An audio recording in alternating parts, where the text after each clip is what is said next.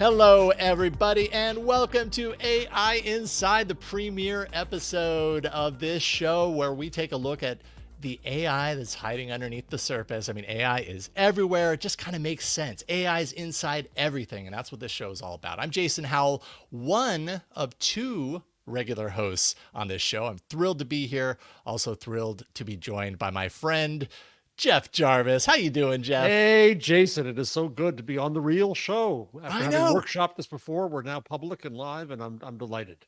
Totally. We were, a little backstory for people who didn't know, but, not too long ago, I was working for the This Week in Tech twit.tv podcast network. And for their club Twit, which is their subscription-based platform, Jeff and I were working behind the scenes for probably a good 4 to 5 months on this show. We were kind of creating it, playing around with ideas, had some really fantastic interviews with people. And obviously, I'm no longer at Twit anymore, but they gave us the blessing to do this show independently. So that's why we are here doing this. And we kind of benefit because we did all that work to create it. And now we can just kind of hit the ground running. Yeah, and thank you, and Leo and Lisa, for letting this happen. And we're 100%. delighted to be running now. Yeah. Real quick before we bring our guest on, Jeff, why don't you, for those, I can't imagine many people that are watching or listening right now don't know who you are, but for those who don't, I know you've got a huge list of all the things that you've done, but give people kind of the Cliff's Notes version of who you are and your interest in AI. I'm just an old media guy in all senses of the word old newspaper, magazine person, teacher. I just am retiring, air quotes retiring, from CUNY's Craig Newmark Graduate School of Journalism. And we'll be, I think, working somewhere else, working on education. And then I'm also writing books. I have out now, should plug them, the Gutenberg Parenthesis and magazine. And then later this year, I have a book about the internet called The Web We Weave. So that's me. And my interest in AI is the same one that Jason and I have said all along. We're not expert. We want to learn. And we'll learn together with each other and with you as we have smart guests on and deal with the news and figure out what this phenomenon is and its impact. 100%. And I am just absolutely thrilled to be able to hang out with you each and every week, Jeff. Same here. I'm super honored to be able to be in this position, to be able to learn about artificial intelligence at a moment that feels like a real inflection point in technology. I mean, the time is ripe right now for following this technology and seeing where it develops, because it really has the potential to really impact so many things in our life. It already has, and it's really feels very early. So with that being said, I mean, I think our first guest ever on this episode is, the perfect addition, the perfect inclusion for the very beginning here. Welcoming to the show today, Rich Skrenta, who is the executive director of Common Crawl. How you doing, Rich? I'm great. Thanks, Jason. Thanks, Jeff, for having me on the inaugural episode of your new show. It's an honor. Yeah, Rich and I go way back to when Rich founded Topics Online. That's right. We both believe in dialogue and community and conversation online. And Topics was a great pioneer at the time. Yeah. And now, Rich, we're going to talk a lot about the work that you do and your team does with the Common Crawl Foundation. But I guess give us a little bit of setup before we get there. And I know, Jeff, we want to kind of set up an event that you were involved with a couple of weeks ago. You were in DC at the Senate. We'll get there in a second. But real quick, for people who are new to Rich and the work of Common Crawl Foundation, tell us a little bit about your role there, what Common Crawl Foundation is all about, kind of when it started, all that kind of stuff. Well, I joined Common Crawl last year. I'm executive director for Common Crawl Foundation. Common Crawl's actually been around since 2007. Started 17 years ago by Gil Elbaz. Gil was a founder of a startup called Applied Semantics, which was one of Google's first acquisitions. And when Gil left Google in 2007, he had this idea that web crawls were a really important resource for the world, but that they were only owned by walled gardens, by the big companies like Google and Microsoft.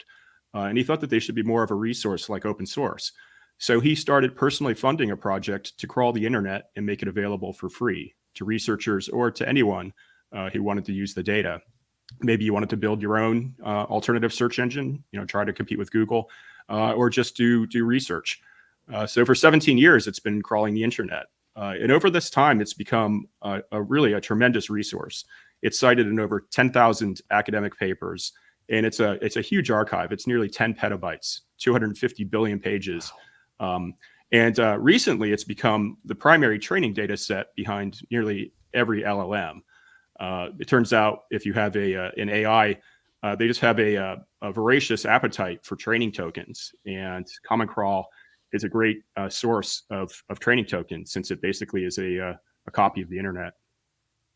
Fascinating. And fascinating to see like the initial kind of purpose, the initial idea of what this was created around, and then over time, as we see technology evolves in ways that we don't always predict or expect. And here we are. It's being relied upon by so many LLMs, like you said. We are going to get into all that. Thank you for setting that up. That's perfect. Before we get into kind of the meat of the interview, Jeff, you, like I said just a few minutes ago, you were in Washington, D.C., Senate Committee on the Oversight of AI, the future of journalism. This was just a couple of weeks ago, and I know you've talked about it here and there a little bit on This Week in Google and everything, but maybe we start with that, because that, I think, is a really big reason why Rich is on the episode in the first place. You gave some testimony. You mentioned Common Crawl Foundation in your testimony. Talk a little bit about, like, how did you get this invite, first of all? Like, how did this happen for you? It came out of nowhere. Basically, I was the beard, because what they wanted to have was a hearing where they had lobbyists and legislators nodding to each other and saying how wonderful they are and all the laws they want to pass and write together. And so they couldn't call it a hearing unless they had somebody there who wasn't one of them, didn't necessarily agree. Not that I got called on much, but I was there to kind of give cover to the idea that it was a hearing. And what I thought it'd be important just to give a little bit of background, because I think it's good for the conversation with Rich. Because when I went into it, Rich and I just happened to reconnect. He reached out to me, and I learned more about Common Crawl, was fascinated by it, and mentioned that in the testimony. But what came out from the big media companies? I had, to one side of me, I had the trade association, read lobbyists for the combined newspaper and magazine industries, and the other side of me was the National Broadcasting Association, or NAB, National Association of Broadcasters. And then next to him was the CEO of Condé Nast, Roger Lynch.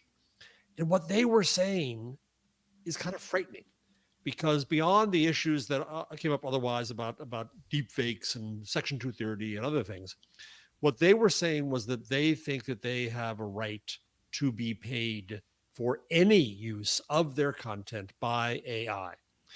And they separated out, in Roger Lynch did, talking about training data and output, which is very common nomenclature now, that there's data that's needed to train the large language model how to speak and how to parse words, that the word white and house are often together, for example, right? And that's training data so that it can do whatever it then does. But then on the output side, if I ask it to write a song in the style of Bruce Springsteen and it quotes Bruce Springsteen, well, then should it have the rights to Bruce Springsteen's lyrics or not? That's a debate that's going to occur in court. But what the publishers were saying was, we should be paid for all of that, and it should be licensed from us for all of that. And they shouldn't even be able to learn from us unless they pay for it. And I said, whoa, journalists read each other's stories all the time and learn from it and use their information in that. So should the machine not have the same right as a journalist? And I got in trouble for that, saying the machines don't read, they don't learn. Okay, should the companies that make the machines have the same right? Should Google or Wikipedia or anyone have the same right as WCBS Radio or a TV company that does the same thing? And the position of the media people is, no, we deserve this right. Well, if that happens, it reduces fair use to the nub, to nothing. Because what it says is that, no, there is no fair use. I would think that training a model is fair use because it's a transformative use, because it's understanding how to learn from something. And the whole reason for copyright is so we can all learn from each other. But they're saying, no, shrink fair use. And they say that it was a very interesting part at the end where I said that if you shrink fair use, there's no copyright. And they said, if you expand fair use, there's no copyright. So that's kind of the crux of where we are now. And as I talked to Rich, now to bring him in, I didn't realize that, for example, the New York Times has said, take us off of Common Crawl. And most of these companies, OpenAI, have done just like robots.txt, provided the means to not be crawled. Okay. But if we get to the point where only free things on the internet are crawled and used to train these models, we know what's going to result. There was a story just today that said that most news organizations have turned off the door to crawling, but meanwhile, the far right-wing media organizations love it because now they have a greater scale of influence in these things. So there's huge issues going around about this, and Rich finds himself in the middle of it. Caught in the middle. Common Crawl was creating this incredible resource to democratize the entire web, to save the text for scholars to use to study. Now it's being used to train these models. These models are controversy. Media companies are trying to get up in arms, thinking they have a bag of gold waiting for them at the other end of a suit. Look at the New York Times suing OpenAI now, cutting off negotiations. So that's the atmosphere in which we arrive, and Rich is on the hot seat. And how does it feel?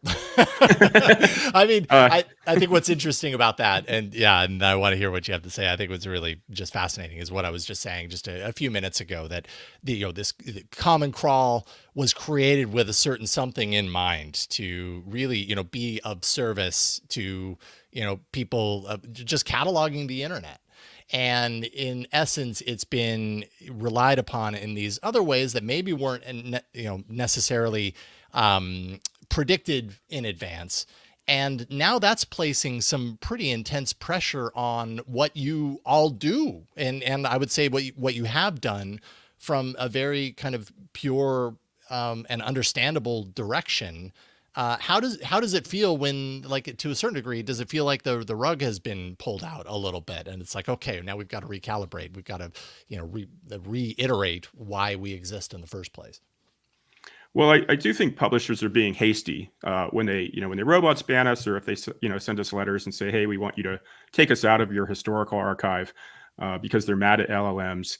I think it's a shame because we see ourselves in our role as being archivists, and we are collecting this material for many purposes, not just for LLMs, but for people doing research, sociological research, studies of the web, creating data sets for machine translation, creating alternative search indices, and to LLMs. And so when if you're mad at LLMs and you say, well, I want to be out of Common Crawl, you're also denying your content to researchers that are using it for myriad other purposes. So that's a shame. You're also removing it from what's essentially a time capsule. So an archive that's going to be used by people in the future, which is also a shame. I thought, Jeff, your comments in your congressional testimony that copyright was never intended to apply to news were extremely interesting. The idea that if a news organization wants to erase their stories from an archive like Common Crawl, they're literally erasing a record of what's happened, and that's bad for civic society. It's not good for democracy. Rich, explain a little bit, if you would, just the mechanics of Common Crawl. Number one, it only does text, so it doesn't do images. It doesn't have child porn, that kind of stuff. But number two, do you go behind paywalls? Do you do only the free web? How much of the web are you able to do?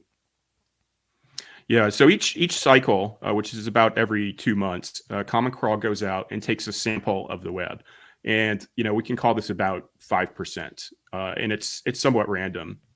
And Common Crawl, its robot, CCBot, goes to great lengths to crawl politely. And it's only taking content that has been published on the open public internet. So it respects robots.txt, the robots exclusion protocol, which is a means where webmasters can say, hey, we don't want robots to crawl us. That's been in use since 1994. CCBot doesn't accept cookies. It doesn't log into websites. It doesn't bypass pay gates. It only takes information that webmasters have put on the web so that people can see it. And it will have a per site budget, and it'll take a certain number of pages from each site. archive them, and then move on. And we add that to the archive. And so each cycle, that's about an additional 3 to 5 billion pages that we're adding to the total. And so in the end, do you add up to 100% at some point? Well, the web is basically infinite. So each cycle, we recrawl about 50% pages that we've seen before in order to see if they've changed. And then 50% of the pages are brand new pages, like URLs that we know about, but that have never been visited before. So when the New York Times asked to take down the history that you had, that was stuff that had been available for free on the open web. Correct. Yeah. And so, to make a point about that, I think it's somewhat ironic. I've been working in search for decades at this point. And I remember when Google came out, I was actually using it way back when it was google.stanford.edu. And there was debate about, is there a business model that could support search engines? And I think it took until about 2004 before people had worked out that business model. And I find it ironic that news publishers are they pay millions of dollars to the SEO industry in order to get into search indexes like Google. But now they're very hastily opting out of what is really, in my view, Search 2.0, LLMs. It takes us months to do crawls, and it takes the LLM companies hundreds of days to train models, which is why you see with some of the products out there like ChatGPT, the index, its awareness of the web ends in April of 2021. So to pull your content out, it could be quite some time, if ever, before they're able to get it back in. And I think that they should be maybe more interested in exploring the potential of having their content in these indices and figuring out new ways to gain attribution, to expand the distribution of their ideas, and maybe find new ways to monetize their content. Had you been met with any, or had you met any resistance similar to this prior to, let's say, the last? I realize you've been with the company a little over a year, so you haven't been there since the beginning. But has Common Crawl seen any resistance similar to this prior to where we are right now with these LLMs using the data set for creating their AI systems and everything like that? Or is this a relatively new thing that the news organizations have really clued in on the data set and cared about it? No, it's brand new. It just started last year, in fact. And in fact, our chairman, Gil Elbaz, said, in 15 years of operation, Common Crawl hadn't taken a single byte of its data out of the archive. Wow. So this is quite a new phenomenon. And it's if you're a data hoarder or a data preservationist, we sort of consider it to be a library. It's just sort of personally distressing to have to go into the library and take books off the shelves and throw them away or put them in the basement or something, make them unavailable to people. So what's the fate of our public web? Its present and its past tense. How's the picture going to change?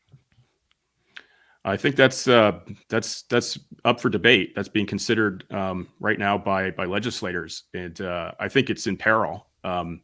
If depending on legislation, depending on what websites do, how they adapt their terms of use, their stance towards robots, it's possible this could be the end of the web.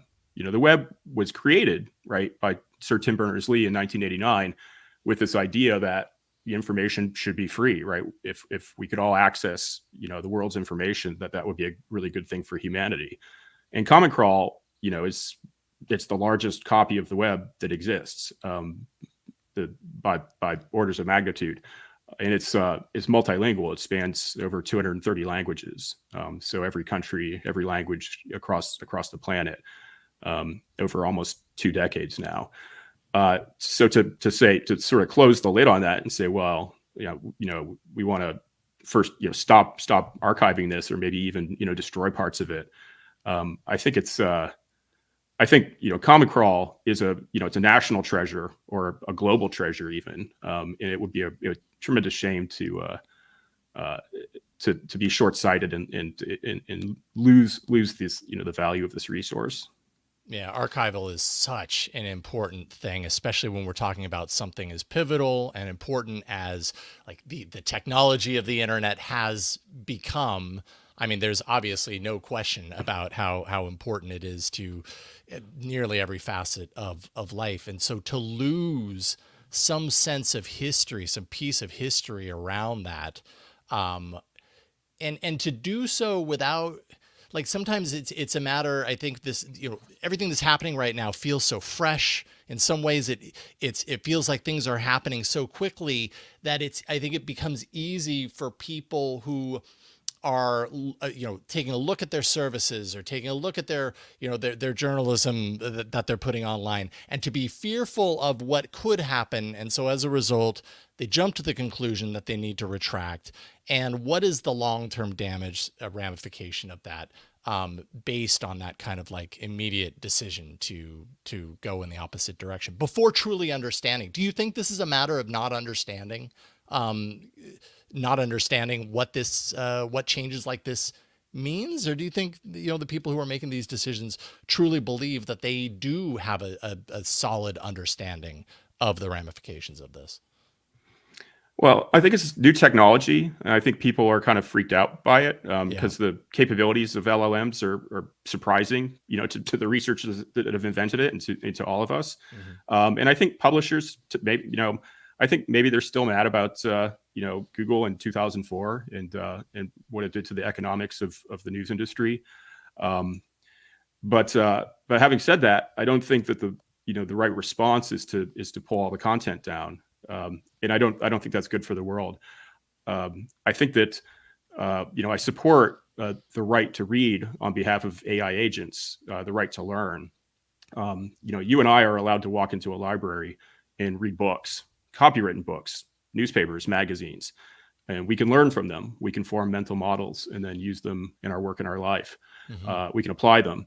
That doesn't give us the right to plagiarize, or engage in hate speech or libel. If we're doing a report for school, we have to cite our sources and such. We have to obey the laws in whatever place we happen to be operating in. But that's at the point of application. If we're mad at an AI agent like a new LLM, the way to correct its behavior is not to take training material out of the library. It's not to burn books. It's to teach the LLM how to behave properly. And if we want these new agents, LLMs, to be best aligned with us, to be most useful to humans, they really need to have the access to the broadest set of training data. If we want them to know what names look like, they need to see a lot of names. If we want them to know what songs are, they need to look at songs or listen to songs. If we want them to understand the structure of language, they should read a lot of books. And that's just how it is. And if we deny them access to that material, it's going to hold back the development of this really important technology. Yeah, because the development of the technology doesn't end when these things go away.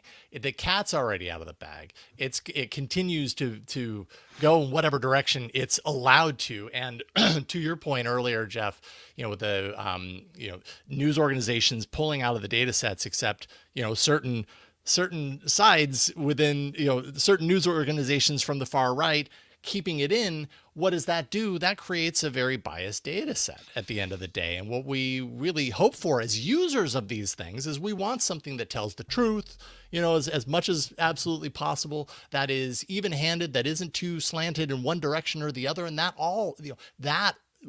desire as a user requires openness in order to get a true balanced kind of input of data. We should be doing the exact opposite. We should be looking, because the web is a biased database. It is that which, and publishing's history is a biased database of those who've had the privilege to publish. Yeah, that's true. Yeah. And so we need to look at what's missing there rather than making more things miss. I should mention too that when I used the metaphor in my testimony of saying that the machine has a right to read and learn and use information, some got mad at me because that was anthropomorphization and the machine can't read or learn. I know. But if I had said in the testimony, does Google have the same right as WCBS, as I said earlier, to read and learn, then people would have concentrated on Google and not liking Google. And we're trying to get this at the level of principles and precedents. And so I should mention that when Rich and I first talked, he reached out to me. I can't even remember exactly why, Rich, was this whole discussion. But by the time we finished our conversation, we agreed that we need to do something and get something together. So we've been talking about the plans are still nascent, but getting together an event where we bring in AI people, media companies, journalists, researchers, law experts, policy people to discuss the peril to the open internet, because that's what this really is. Rich, what do you hope we might accomplish next? What's the message we have to get across? Yeah, well, that's exactly right. I mean, I think we have to defend the open internet, and I think we need to have a thoughtful discussion about these topics. I mean, you know, content creators are upset about this technology, and I think, you know, many of their concerns are valid, right? They're concerned about attribution. They're concerned about, you know, how are they going to get compensated for their content? These are reasonable questions, and we should have a thoughtful debate. And you know, ideally one with more light than heat in it. And so, yeah, Jeff and I have been talking about, you know, who can we get in the room and really hopefully generate, you know, some ideas and thoughtful discussion about this stuff. So, Rich, I'm curious too. It's not as if you're new to all of this. You worked at IBM Watson. You've been a software engineer for a long time. You've been around startups. And I imagine lately you've had contact with these new AI companies. What do you think of them? What do you think of the work they're doing? What do you think of the LLMs? What do you think is next? Just kind of how do you assess the state of that industry, that brand new industry? I think it's tremendously exciting. I mean, I'm AI positive. You know, people ask me, you know, hey, Rich, are you an AI doomer or are you AI positive? I think it's far more likely that AIs are going to be just this incredible tool for humanity, you know, drug discovery, right? I think it's way more likely they're going to cure cancer than that they're going to turn into murderous terminators. And far more likely they're going to figure out how to deflect an asteroid than decide to kill us all. And especially, you know, like, why do I think that? Well, you know, if they've read all these books, right, you know, then they know what we know. They're going to share our values. They're going to share our hopes and dreams. And so they're going to have built-in alignment with us.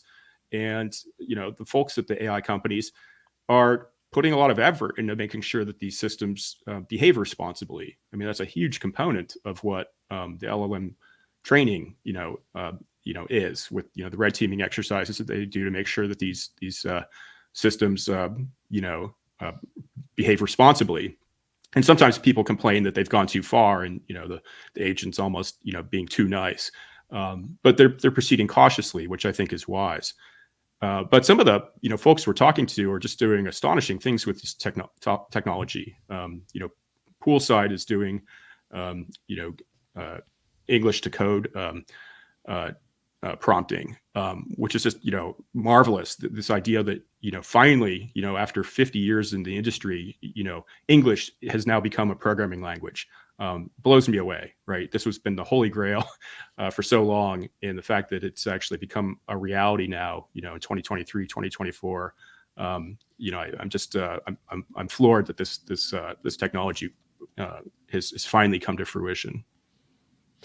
Let me ask you about some alternatives. For the news industry, one thing that I've thought of is that rather than cutting off, why don't they join together to create an API for news and sell keys to it, so that if a large language model that doesn't have fresh data since 2021 needs fresh data, it had a place to go out and get it and serve that to a user and pay for it. Are there other models that you could imagine about what the relationship should be between publishers and media and the AI industry? Right. I think that's a really great idea. And, you know, the idea that content could be labeled in some sort of data commons, in some sort of machine parsable way, where there was a license. So if a publisher had content, they could say, hey, if you're using this in a commercial, you know, AI product, you know, here's the monetization model, and here's what we expect to be compensated. But if you're a researcher doing this for non-commercial purposes, Mm-hmm. you can have it for free. This can't be, a bunch of legalese, at the bottom of your website, in a terms of use, because, computers can't really read that or understand it. If you have to pay a lawyer to read that, we can't have a lawyer read 200 million web pages on, it's infeasible. It needs to be a machine readable, license, or, something that can be processed in bulk. New York Times, they're a huge organization, and they have the resources to go, to folks and charge them money. But the long tail of publishers don't have the resources that the New York Times has. So I think having some, organization or some system that they could plug into, that little publishers could plug into, in order to, to say, here is the way I want my content to be used. I think that would be really helpful. There was a fascinating case that I just saw today, where Meta lost a case against Bright Data, and a federal judge ruled that Bright Data was scraping public information, crawling public information off of Facebook, and Facebook was objecting, saying this violated their terms of service. And the judge said, well, they weren't a customer. They didn't sign in. They weren't then subject to your terms of service. And I think that I want to get to the precedent of that and what do you think that might mean for this discussion. But just as an aside, I linked to that story this morning a couple of times. Then when I went back to it later, it now had a new pop-up that said I had to agree to Courthouse News Services terms of service before I could read the story. Yeah, I got that when I hit the page. Say, right? Yep. So they're lawyers in a place called Courthouse, where I guess reading this and figuring it out. But that's saying that what is otherwise public now gets a new kind of wall around it. No, now we don't just have a paywall around it. We now have a TOS wall around it. And it's going to be just an ongoing war. You're not a lawyer or don't play one on TV, Rich, but do you think this Meta case has any impact on the discussion at large? Well, I haven't looked at the particular Meta case. I know you sent that to me this morning, but I haven't had a chance to look at it.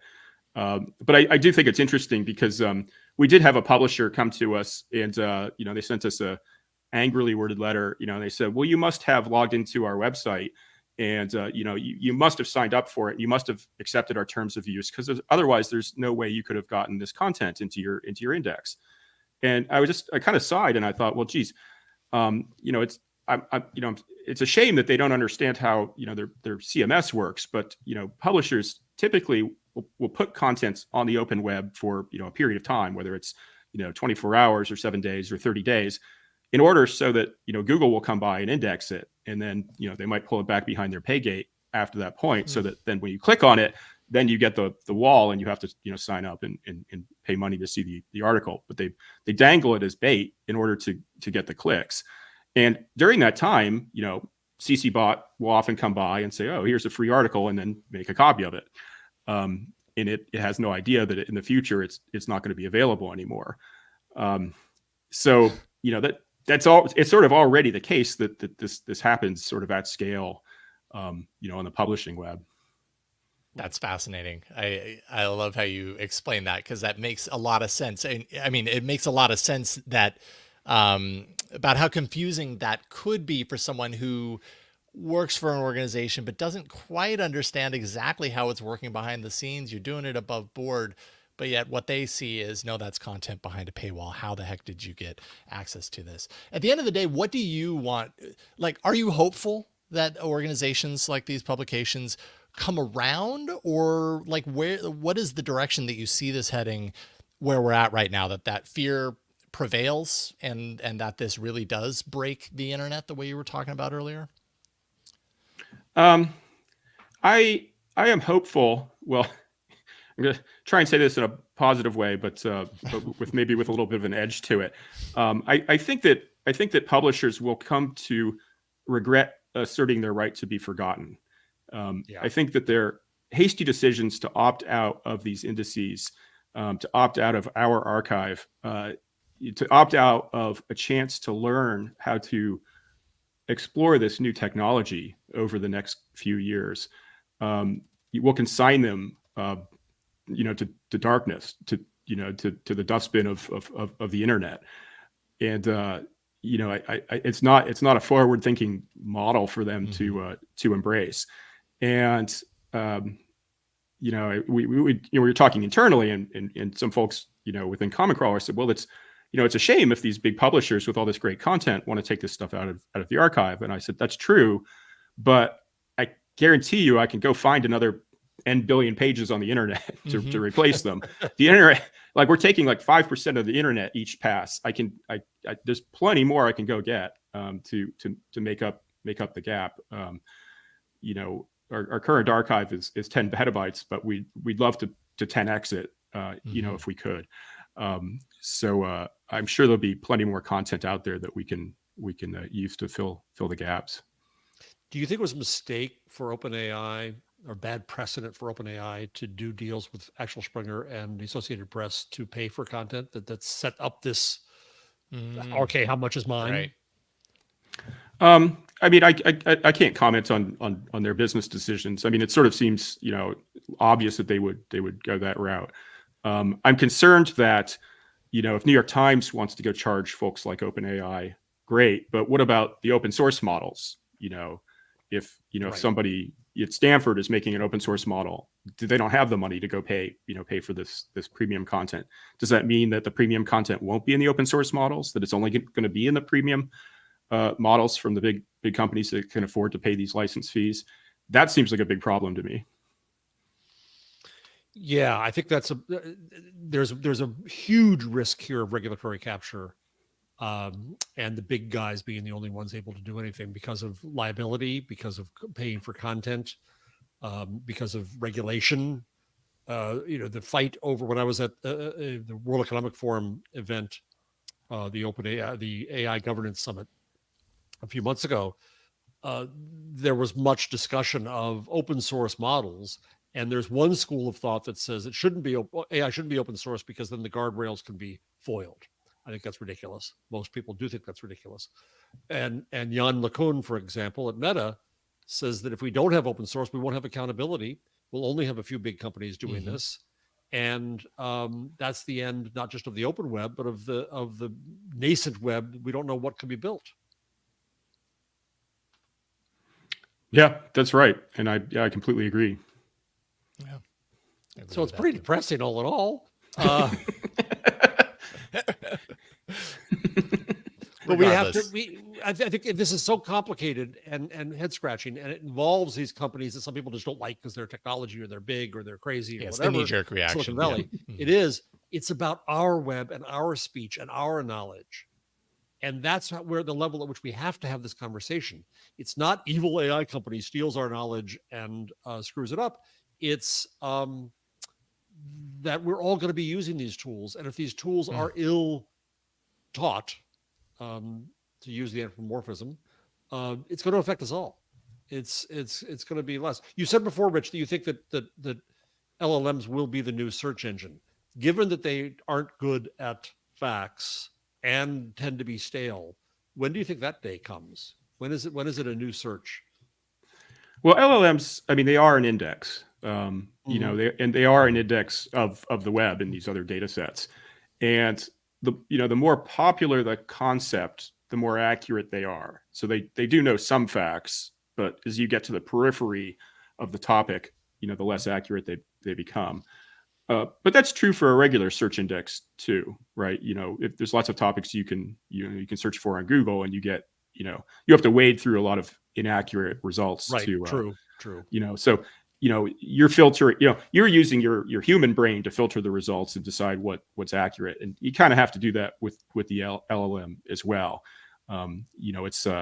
It's maybe a poorly paid intern, and it comes back with a quick answer, but you want to check its work maybe before you run off and go in front of a judge with it or something silly. But it's definitely a search index. And it's, it comes back with a quick, concise, and summarized answer, basically from the entire corpus, which I just think is it's a really cool trick. And I'm AI positive. I think these things, for me, it's not inappropriate to use the word learn, as a synonym for index.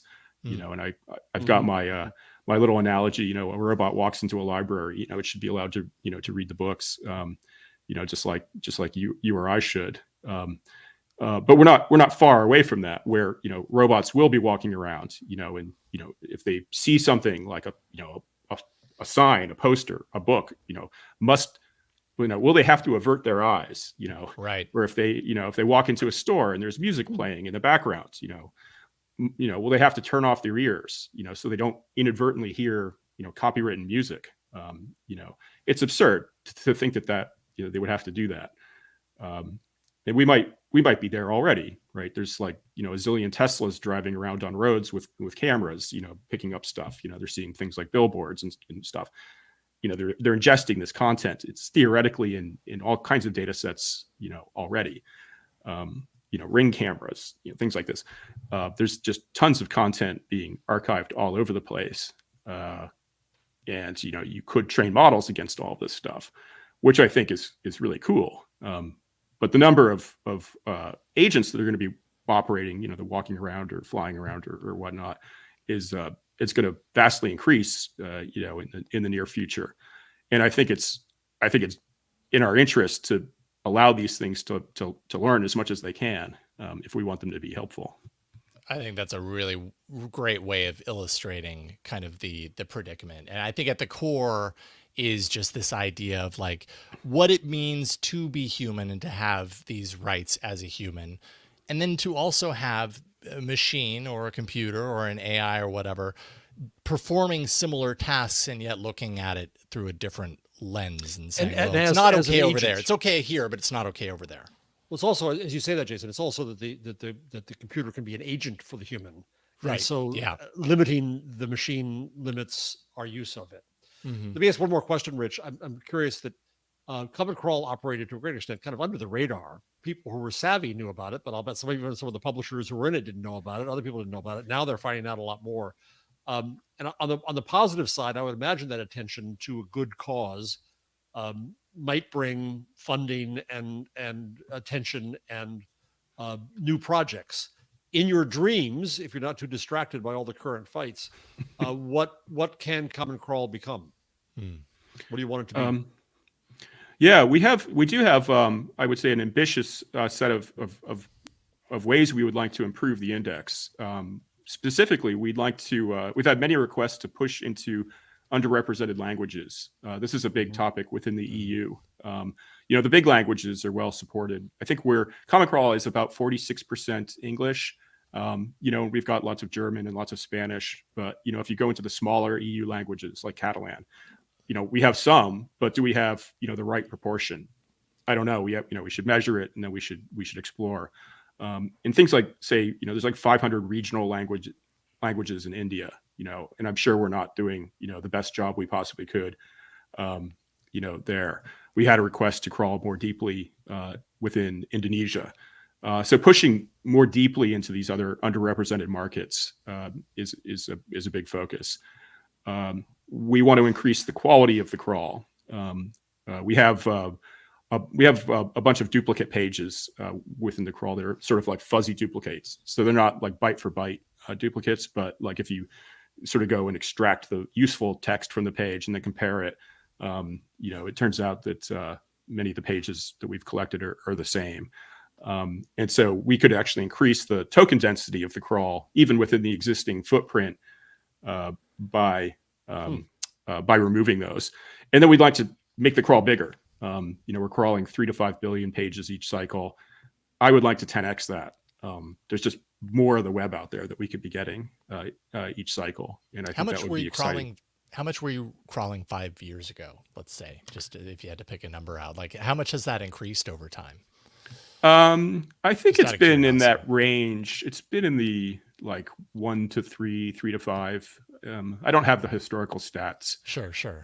But the total archive is about 250 billion pages at this point.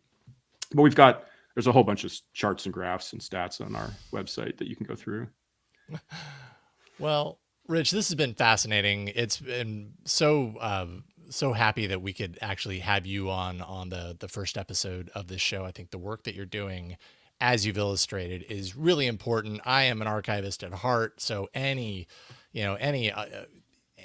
that's actually paying close attention to the archival of things that are incredibly important, like the internet, like the data out there, obviously there are things to figure out over time as the data gets used in different ways that maybe we didn't see before, but that doesn't make it any less important. And I just really appreciate that you and the folks at Common Crawl Foundation are doing the work that you're doing. Thank you so much for coming on and talking all about it. We really appreciate you. Thank you very much, Jason, and thank you, Jeff. Thank you, Rich. Yeah, I'll see you on the next call. And before we let you go, I don't know if this is for Jeff or Rich, but you talked a little bit earlier about a possible event. If people want to be sure that they don't miss information around this, because it sounds like it's still in the planning, is there a place that you would want to point them? Would that be like Twitter or Mastodon or anything like that? Yeah, we'll put it out on the Common Crawl Twitter, and I'm sure Jeff will tweet it out as well. Of course, tweet and Mastodon and Threads and all the things. Don't forget Blue Sky. And Blue Sky, that's right. Don't forget Blue Sky. Gets forgotten. Rich, thank you again. Thank you, Rich. It's been wonderful talking with you and really nice to meet you. And we'll have you back in the future. Thank you again. Awesome. Thanks a lot. My pleasure. All right. Cheers. Keep up the great work. All right. And that was our first interview. Awesome stuff.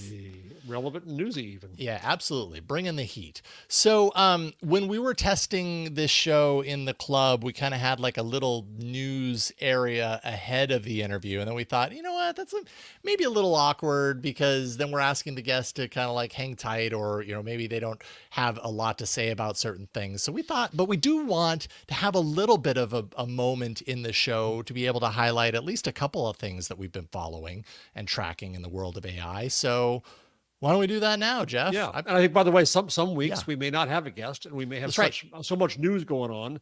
That's what we'll discuss and explore. So we're absolutely figuring this out as we go. Yeah, totally. I mean, this is a work in progress. This is clay that we are molding, building the ship as we fly it. All the things. So, but I did find a story, and I know it's a little stale, but maybe not stale is the right word. It actually has some current newsiness to it. But it was announced at CES, this Rabbit R1 device designed by Teenage Engineering, and I am like super interested in this. Here, I'll pull up a little article and show it off, and I'm sure you've taken a look and done some thought around this, but it's this $199 kind of device that is meant to be an illustration or an idea of what a dedicated AI device might be. We've seen the Humane AI pin. I think right now there is a lot of head scratching and figuring out as far as like, what would an AI hardware device or an AI specific assistant that isn't our phone, what would that actually be? And the Rabbit R1 seems to be doing something right. I mean, they had 50,000 pre-orders in 5 days. It is only $199, so the price to entry is pretty low, but having that design aesthetic from Teenage Engineering gives it kind of like a cool retro kind of factor to it. It's got this little scroll wheel navigation, 360-degree flippable camera, this giant, almost like walkie-talkie button on the side, so you can push to talk to launch what they call rabbits, which are scripts. And I don't know. I'm interested. I pre-ordered, so I'm gonna. You did? Oh, I did pre-order. Although it's probably not gonna get to me until sometime in June. Probably June. Yeah. What was the story in Fast Company was great, because it says the design drove this, because the design was so fascinating, and the story has close-ups of the various elements, of the big button, of the round thing, of how that operates. And I'm glad for that, because I don't think we've seen, we all have our Android phones. You and I have Android, or iPhones, those of you who are apostates to the Android cause. But let's be honest, we've all been bored by the design steps that have been made in recent years. It's kind of, a phone is a phone now. Yeah. So to see, part of the interest of this device is not just the AI, because it's kind of querulous about how really useful it's going to be. How is it going to really relate to the applications? Are we going to trust it to do things for us? All those are questions, but it looks cool. It looks fun. I remember holding an iPad for the very first time, and I called it hand candy, right? It was just neat to play with and so on. So I'm excited about seeing a device, even if it does turn out to be fairly useless and only $200, to try to rethink the aesthetic design, the physical design. I think and the fact that AI motivates it is kind of fun. Yeah, and actually, they had some news about this really within the last few days, which is that, well, this is just 5 days ago, that Perplexity AI's LLM is going to be driving this, or they've got to deal with Perplexity. They've now said that. So, Okay. so essentially, the hardware, right, is $200. If you were to buy a year's worth of pro access for Perplexity, that's $200. So basically, if you buy this, you get a year's worth of Perplexity Pro included. So it kind of, depending on how you look at it, pays for itself. Perplexity as an LLM, which I really need to dive into it because I haven't used it. And this is kind of like my launch pad to do so. I've used Claude a lot. I've used ChatGPT, of course, have not used Perplexity, but it apparently has no knowledge cutoff. So the information, we were talking about earlier in the interview about how much of a challenge that is. And supposedly Perplexity's system doesn't have that knowledge cutoff. So it's very up to date, which makes sense why Rabbit might want this in their, hardware AI device, so that if you're launching, or what do they call it, the rabbits or whatever those agents are, that the information that you're actually getting back is up to date. I think that's so essential on these things. And we'll see. I'll be eager to see how it works. But you don't really need a device to do this. But how do these agents work in terms of taking over an application? Making the proverbial dinner reservation, or making the plane flight, or buying something. Yeah. When are we going to? The key thing, and I heard this a lot at the World Economic Forum event I attended, is the stage we're in now is generative. The next stage is autonomous. But when are we going to trust the thing to be autonomous? And by the way, if it messes up, whose problem is that? Same with Elon Musk and his cars, right? When do we trust autonomy with AI? It's going to be a very interesting thing to follow. Very interesting. Also very interesting is the study that you threw in here. Tell us a little bit about it. So out of TechCrunch, MIT's CSAIL, I forget what this, Computer Science and Artificial Intelligence Laboratory, put out a study about what jobs, in fact, will be stolen. And there's been a lot of talk about this, obviously. OpenAI in one breath says, you're all going to have more time to hang out with grandma because you're not going to have a job because the machine's going to do it all for you. And they put out a study listing all the many jobs that are going to be affected. And you hear now in political circles that this is one of the things we have to watch out for, is how this is going to replace jobs. On the other hand, what CCL comes along and says is that it's not going to be as bad as we thought, because it's not going to be economically feasible to replace some of these tasks. And what they focus on, which surprised me, was visual monitoring of things. That an AI can look at something and say, yes, that lemon is good, or no, that lemon has a blemish. And how does that happen now? Or bakers, they said.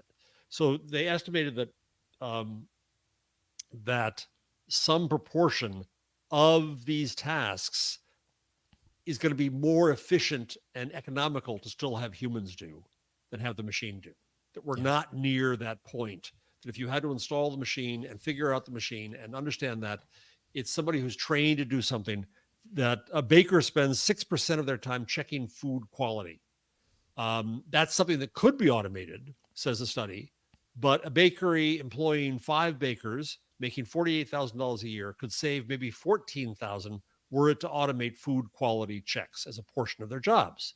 But the study says a bare bones from scratch AI system up to that task would cost $165,000 to deploy and $122,000 per year to maintain. Oh boy, yeah. So it's a little bit worrying to hear that we're still cheap labor, and that's why you hold on. We're just meat bags at the end of the day. Just exactly. Put the meat bags to work. But it says that we find that only 22% of the wages being paid to humans for doing vision tasks would be economically attractive to automate with AI. Humans are still better economic choice for doing these parts of these jobs. So I think the answer in this, and so much with AI, is we don't know. People rush to these presumptions that, oh my God, it's going to get rid of 80% of jobs. I think Goldman Sachs had some high number here about how many jobs it was. 25% of the entire labor market in the next few years could be automated. Take all of that with a grain of salt the size of Utah. And I think don't jump to conclusions about what these impacts are. Yes, we want to watch. Yes, we need to be careful. Yes, we need to watch all this. I'm not saying I'm not an accelerationist who says let it all happen with no guardrails, but don't presume the worst, because then you're going to try to cut off the opportunity as well.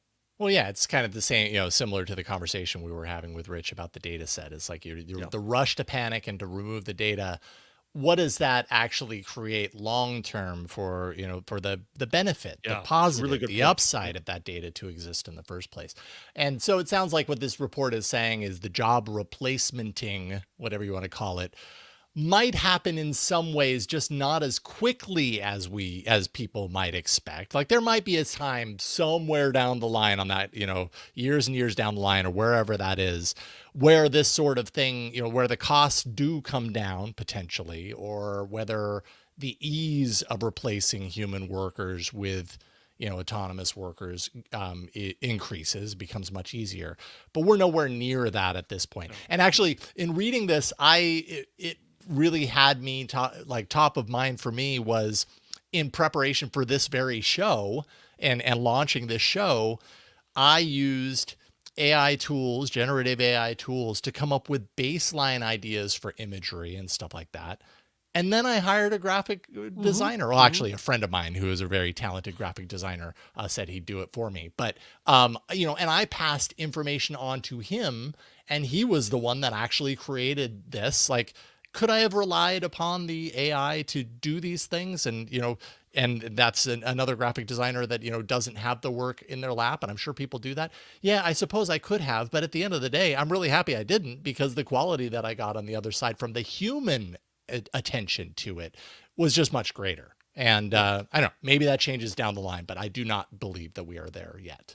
Right. Yeah, I liked Rich's word hasty. I think we just need not to be hasty in our judgments here. Yeah, and see what things can do. And we're still in charge. They're not taken over yet. And we'll be back another week. Yes, exactly. And we will be back another week on here at AI Inside. I want to give another quick thanks to our guest, Rich Skrenta from Common Crawl. It was so great having him with us to talk about just kind of the idea of crawl and all of that data set, the importance of archiving and the ways that it's being used and the unexpected nature of how it gets used. It's just really fascinating. So commoncrawl.org to check out more of their work. Jeff, this was a lot of fun. We should do this again next week. Great fun, my friend. Yeah, we're gonna. That's right. Each and every week we were talking as we were preparing the show, and we were likening it to feeding the beast. It's like, all right, we've created the beast. Now it's time to feed it. Yeah. So we will feed it each and every week. Jeff, what do you want to leave people with? This is your opportunity to plug. My plug is just Gutenberg.com, where you can buy both my current books, the Gutenberg Parenthesis, and also Magazine, an elegy to the form, just at a time when Sports Illustrated is dying and Time Magazine is laying off and poor magazines are shrinking all over. It's time to pay tribute to them, which I do. So go there, and there's discount codes, and I'll be grateful for anybody who gets it and gives me any reaction. Excellent. Well, you are a fantastic, fascinating person, and I'm so honored to be able to do this show each and every week with you. Same back, my friend. Thank you. It's so great to hang out with you. As for me, I'll just say AIinside.show. I mean, I realize you're watching the show right now, so maybe you already know that, but we do have a web page that has all the information that you might need to subscribe to this show. Straight RSS, all the podcatchers, every episode, audio and video will be published there. So just a few minutes of boring stuff here at the end of episode 1, just to kind of set the stage. But we do record this show live every Wednesday. So the release date for this podcast will be Wednesdays. Our normal record time is 11 a.m. Pacific, 2 p.m. Eastern, and we'll stream with a podcast live when we do that to just search for Yellow Gold Studios on YouTube or on Twitch, and you will find it. But next week's a little different. However, we have one of those situations where it's like we had to change the time next week. So next week we are recording live Tuesday, January 30th. That's 1 p.m. Pacific, 4 p.m. Eastern.